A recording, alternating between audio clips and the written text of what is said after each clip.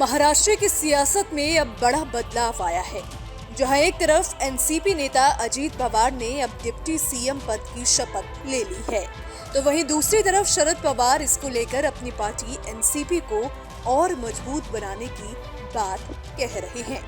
अजीत पवार के साथ 9 और एनसीपी नेताओं ने महाराष्ट्र सरकार में मंत्री पद की शपथ ली। अजीत पवार अपने साथी विधायकों के साथ राजभवन पहुंचे और राजभवन पहुंचकर उन्होंने शपथ ली। इस दौरान उनके साथ महाराष्ट्र के सीएम एकनाथ शिंदे और डिप्टी सीएम देवेंद्र फडणवीस भी मौजूद रहे। इस बड़े सियासी हलचल से कई सवाल खड़े होने लगे हैं। सवाल है कि अब आगे क्या होने की संभावना है और आगे क्या होने वाला है।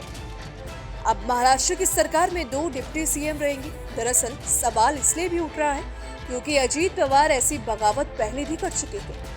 साल 2019 में जब महाराष्ट्र विधानसभा चुनाव हुए थे तो किसी दल को अपने दम पर बहुमत नहीं मिला था। ऐसे में एक सुबह 5 बजे खबर आई कि भाजपा नेता देवेंद्र फडणवीस ने मुख्यमंत्री पद की शपथ ली है और इस सरकार को बनाने के लिए उन्होंने एनसीपी से बगावत करने वाले अजीत पवार से समर्थन लिया है।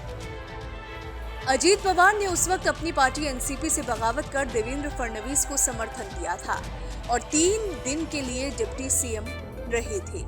इसके बाद एनसीपी नेता अजीत पवार ने फडणवीस सरकार से अपना समर्थन वापस ले लिया था और सरकार गिर गई थी। ऐसे में एक डर ये भी है कि कहीं पहले की तरह अजीत पवार अपने फैसले से फिर न पलट जाएं। पिछली बार अजीत पवार की बगावत के बाद देवेंद्र फडणवीस ने कहा भी था कि अजीत पवार ने उन्हें एनसीपी के सभी 54 विधायकों के समर्थन का आश्वासन दिया था।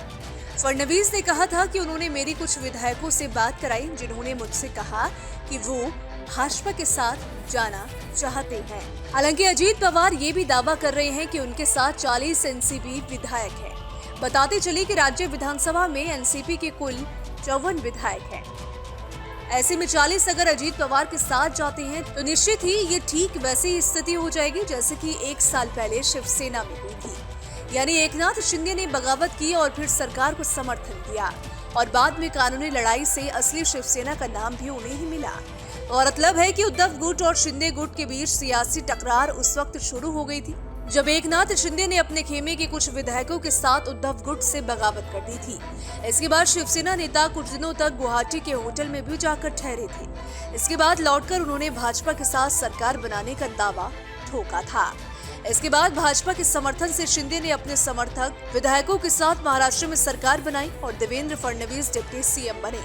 आपको बताते चले कि एनसीपी के पास मौजूदा समय में 54 सीटें हैं। पार्टी तोड़ने के लिए उन्हें 2/3 सीटें चाहिए, यानी कि अजीत पवार के साथ 36 से ज्यादा विधायक होने चाहिए। उनका दावा है कि 40 विधायक उनके साथ हैं। अब ऐसे में देखना होगा कि इस पर आगे और क्या होता है।